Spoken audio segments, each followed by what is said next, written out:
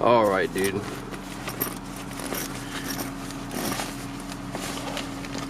We're on a mission to bring this bad boy back where it belongs. Because it's too big for this town. Let's go.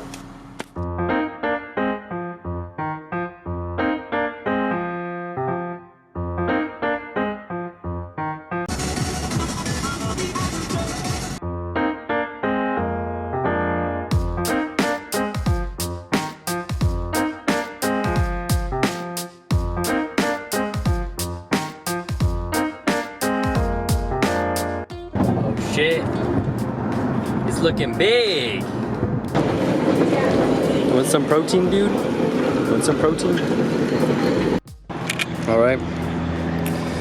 So after the journey, I think I finally brought this big ass bar to a city that's big enough.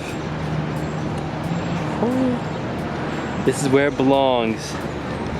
Right here.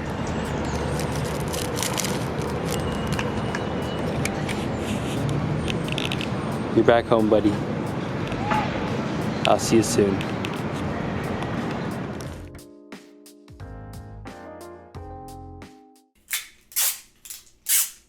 Welcome back, all of you coronavirus survivors, to Packed with Protein, episode 3. Today, it's the Stronger Bar by Nugo. We're gonna be taking a peek at this. This thing is fucking huge. I have heard nothing about this bar. I've never seen it. I've never tried it. I just found it at the store and decided to pick it up, and we're gonna give it a shot.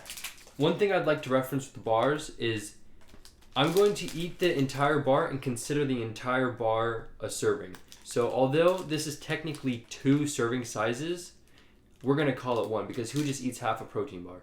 So if we have a huge ass bar that has 3 serving sizes in it, we're gonna count all 3 serving sizes in the calculations and stuff. For example, they say 27 grams of protein, but that's per entire bar.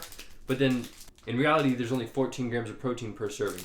So it can be misleading. So we're gonna grade the entire bar, if that makes sense. I'm gonna crack this one open a little nicer than last time just so we can get a nice look at it. First impression of the bar as it comes out, it honestly looks kind of good. It looks like a real dessert bar, got some white chocolate on there. It really looks like it is. This flavor of protein bar is going to be cookies and cream. Taking a look at how much I bought this bar for, it was $2.65. However, I got it for $1.33, but since the normal retail price is $2.65, we're going to stick with that.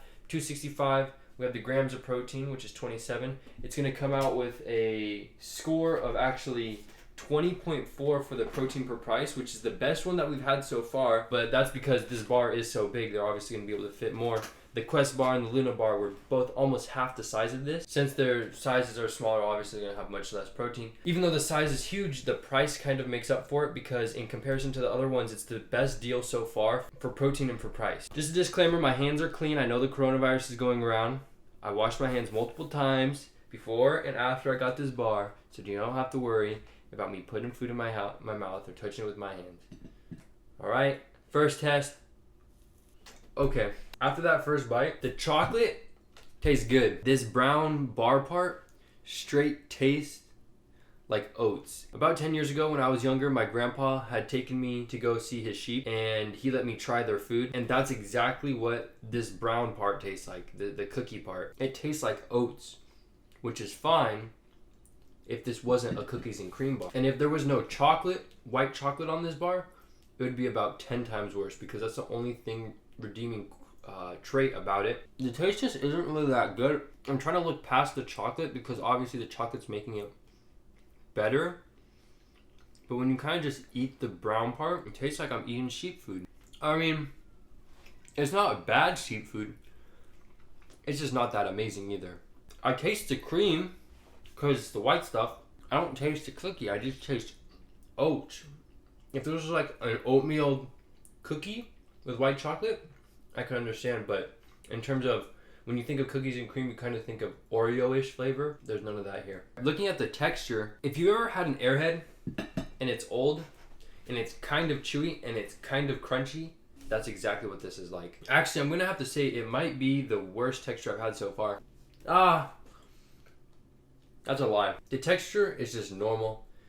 It's a little less chewy than the Quest bar that I had, a little more chewy than the Luna bar, but it's a hard chewy. It's a little bit stiffer to get through.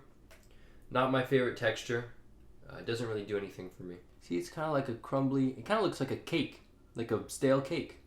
That'd be a good way to put it as well. I'm conflicted because the chocolate is actually quite nice.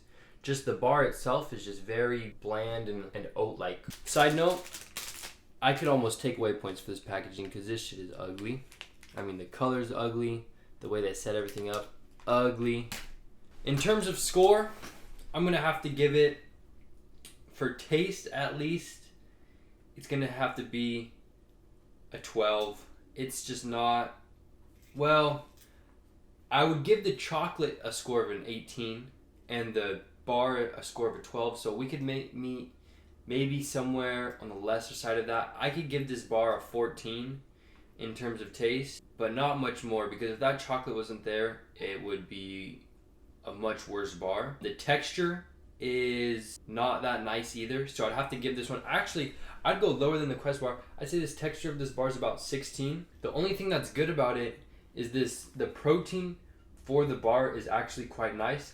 However, there will be a deduction of points. I'll take away 5 points because it's not too far out of the realm of the sweet spot. So remember, the sweet spot's 150 to 250 for a bar. This one is not too far out of there, so I'll take away only 5 points. But it is a lot bigger than the other bars in comparison. So it leaves that sweet spot, meaning it's going to have to deduct 5 points. Design is obviously not very pretty. We're not going to give any points there. In terms of dryness in the mouth, it's normal. I can eat this fine without having to take a sip of water. It is now time for the final analysis of this bar and to give it its appropriate score. So we have a taste of 14, and then a texture of 16. Then we're going to have the price per protein, 20.4. And then, so that would give it a score of 50.4, which would be better than the Quest bar, but less than the Luna bar. However, we are going to have to subtract negative 5 points because it is outside of the sweet spot. If something's outside of the sweet spot, it's just a little too big. And that gives us a score of 45.4, which means that is officially the lowest bar score that we've had so far by 0.1 points. You could have done a much better job. You could have gotten extra points for not being such an ugly packaging. You could have gotten extra points if the taste wasn't so shit of this bar. If you put this chocolate on a better tasting bar, I would definitely give it a higher score because this chocolate is quite nice. But in terms of protein bars, I'm going to have to say this one is a solid choice. It's a little big and it's a little bland, but it gets the job done. They are a healthy company, so thank you guys for that. No points deducted there because they have some good ingredients. Stronger, thank you for this trial. Aside from that, guys, stay clean, stay healthy out there. My school got canceled, so I have a little bit extra time on my hands. I might be able to pump out an extra video. I have some other video ideas just besides the Packed with Protein series. Make sure you tune in next week. I have a good one for you. And other than that, watch out for this virus. Stronger. Goodbye. Gotta get those gains, dude.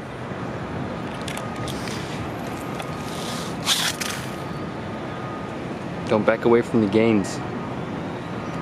Embrace them.